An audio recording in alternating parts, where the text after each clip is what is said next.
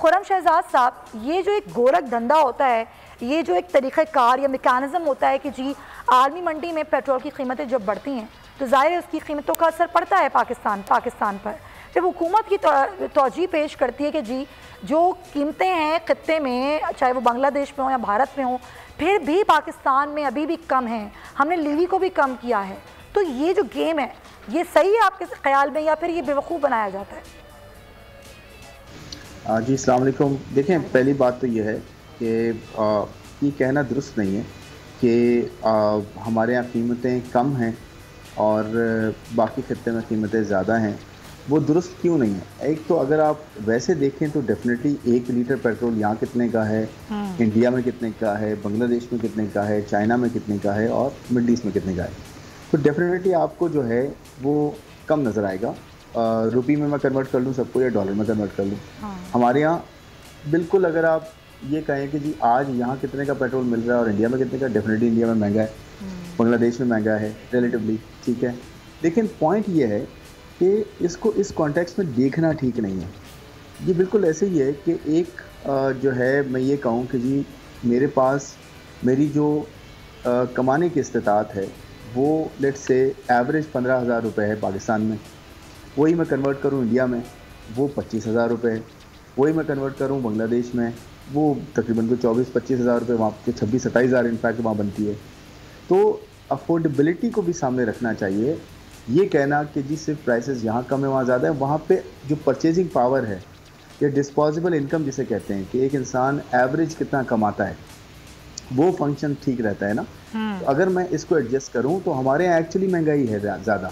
हमारे यहाँ अगर 9-10% की महंगाई है तो भारत में 4-5% पे है, बांग्लादेश में 6% पे है, 5% पे है, चाइना में जो है वो और कम है। और फूड की महंगाई, जो फूड की कीमतें हैं जो बहुत बेसिक होती है वो हमारे यहाँ बहुत ज़्यादा है बनिस्बत इंडिया के, बनिस्बत बांग्लादेश के, बनिस्बत चाइना के।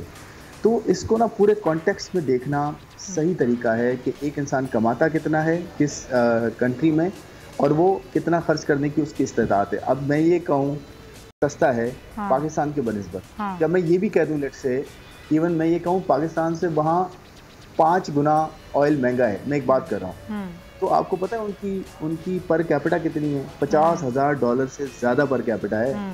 और हमारे यहाँ पर कैपिटा कितनी है? हार्डली $1,400, $1,500। तो हमारी पर कैपिटा से 10 टाइम्स वो ऊपर है या 5 टाइम्स ऊपर है।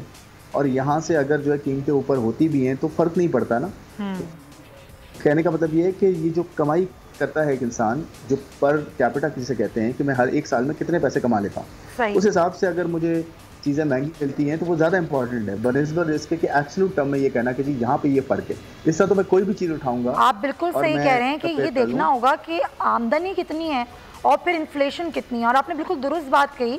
लेकिन हमारे वज़ीर-ए-आज़म पाकिस्तान इमरान खान साहब ये कहते हैं कि जी ये आर्जी महंगाई है, आर्टिफिशियल है, आलमी वबा के बाइस आई है, ये चली जाएगी। ये तो आलमी वबा है, पूरी दुनिया में कोरोना वायरस के असरात हुए, पूरी दुनिया में सूरत हाल ख़राब हुई, तो क्यों हमारा ही मुल्क ज़्यादा मुतासर नज़र आता है? क्या इसमें कहीं पॉलिसीज़ का फुकदान है या मामला कुछ और है आपके ख्याल में खुर्रम साहब? देखिए ये बहुत इंपॉर्टेंट पॉइंट आपने बोला है कि जी हम सब चीज़ें अगर इस तरह डालते हैं कि जी आलमी बहरान है और इंटरनेशनल फैक्टर्स हैं और क्योंकि बाहर महंगाई हो रही है तो इसलिए हमारे यहाँ हो रही है। देखें, महंगाई बहुत हद तक शुरू में जो होती आई है वो हमारे अपने रीजंस हैं, हमारी अपनी गवर्नेंस है, हमारा अपना लॉजिस्टिक्स, हमारा पूरी सप्लाई चेन, हमारे अपनी फसल से लेकर मार्केट तक पहुंचाना, उसको फसल का जो है कम होना या फसल का जो है वो होर्डिंग उसमें हो जाना, ये सारे हमारे अपने फैक्टर्स हैं। सप्लाई साइड के इश्यूज़ हमारे अपने रहे हैं। दूसरी बात ये कि जब बहरान आता है तो आप तैयारी करके बैठते हैं, जो ममालिक अपनी तैयारी करके बैठते हैं, टाइम पे डिसीजन लेते हैं, तो बहरान उनको कम अफेक्ट करता है। वही बहरान फिर दूसरे उन लोगों को जो कि अपनी तैयारी करके नहीं बैठते और सिर्फ ये कहते हैं कि जी हम बस इंटरनेशनल मार्केट में ऐसा हो गया तो हम पे आ रहा है, इसका मतलब ये आपकी तैयारी नहीं थी ना। तो जो ममालिक, जो कौमें तैयारी करके बैठती हैं, और देखें लास्ट ईयर की मैं एग्जांपल देता हूँ कि महंगाई जो है वो कैसे मज़ीद हो गई और हम किस तरह अफोर्ड कर सकते थे, क्या कर सकते थे। लास्ट ईयर बहुत नीचे ऑयल प्राइसेस चली गई थी। हमारा पड़ोसी ममालिक इंडिया, उसने इमीडिएटली, एक तो हम ये कहते हैं हमारे पास स्टोरेज नहीं है, तो क्यों नहीं बनाई जाती स्टोरेज, क्यों नहीं डिसीजन लिया जाता।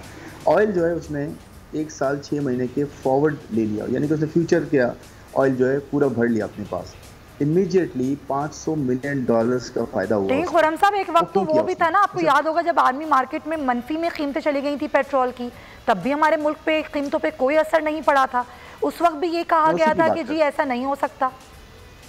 नहीं, बिल्कुल हो सकता था, कोशिश की गई थी, लेकिन देखें एक चीज़ मानने की ये है कि हमारे यहाँ डिसीजन लेने से लोग डरते हैं, बहुत ज़्यादा डरते हैं कि ये ना हो कि जी कहीं ना कहीं कोई प्रॉब्लम हो जाए, कहीं ना कहीं जो है कोई ऐसी चीज़ हम पे आ जाए जिस पे हमने कुछ किया वापस नहीं हो। तो ये एक बहुत बड़ा प्रॉब्लम है, इसे हमें हाईलाइट करना चाहिए कि डिसीजन लेना ज़्यादा इंपॉर्टेंट है, चाहे वो रॉन्ग हो जाए, लेकिन आपकी अच्छी जजमेंट है, आप एक्सपर्ट हैं उस एरिया के, कॉम्पिटेंट हैं, और आपकी एक जजमेंट गलत होती है तो इसमें कोई इशू नहीं है, दुनिया में 1000 मतलब ऐसा होता है, लेकिन बिल्कुल डिसीजन ना लेना और अपनी पोजीशन पे बैठे रहना और फिर कहना कि जी ये हमने इसलिए नहीं किया कि ये इशू हो जाता, तो ये तो एक्चुअली गलत है ना।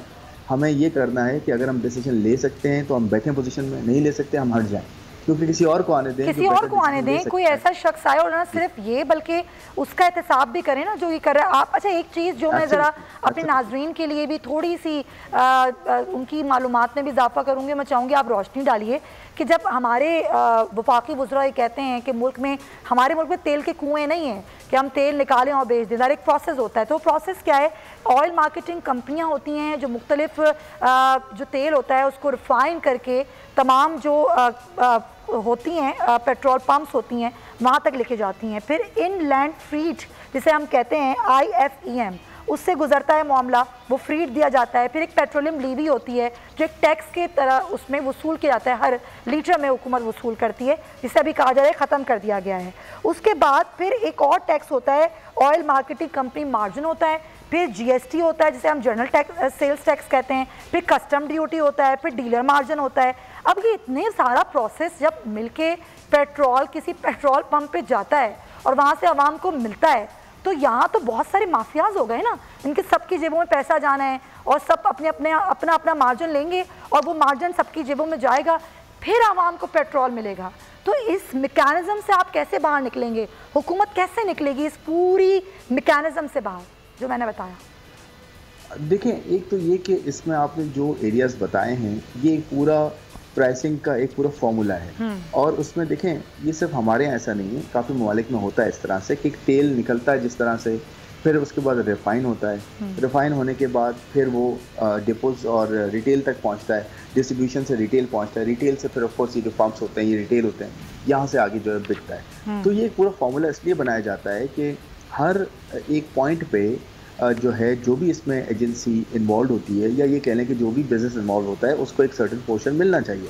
इसमें कोई प्रॉब्लम नहीं है क्योंकि हर कोई बिजनेस करता है तो उसका एक मकसद होता है। लेकिन जहाँ पे मैनिपुलेशन होती है ऑफ कोर्स उसको रोकना चाहिए। जैसे IFEM की आपने एग्जांपल दी, बहुत सारी कंपनियां ऐसा भी कर रही थी कि IFEM जो होता है वो होता है किस लिए पता है आपको, वो इसलिए होता है कि एक जगह से दूसरी जगह तक पेट्रोल की कीमत जो है इक्वलाइज कर दी जाए। यानी कि यहाँ पे कराची में अगर हमारे पास पोर्ट करीब है, हमारे पास डिपोज करीब हैं, तो हमारे पास ऑयल सस्ता होना चाहिए। दुनिया भर में ऐसे ही होता है कि जहाँ पे वो करीब तरीन डिपोज होते हैं वहाँ ऑयल सस्ता होता है, और जितना फाफलंग एरिया में ऑयल जाता है तो उतना ही ज़्यादा वहाँ की प्राइस चार्ज की जाती है उन लोगों से जो वहाँ दूर रहते हैं।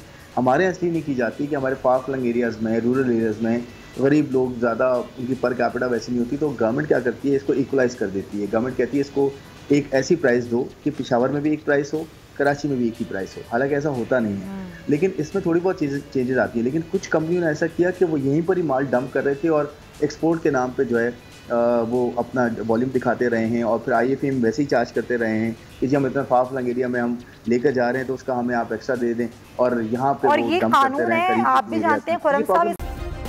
सब्सक्राइब करें और बेल दबाएं ताकि कोई खबर रह न जाए।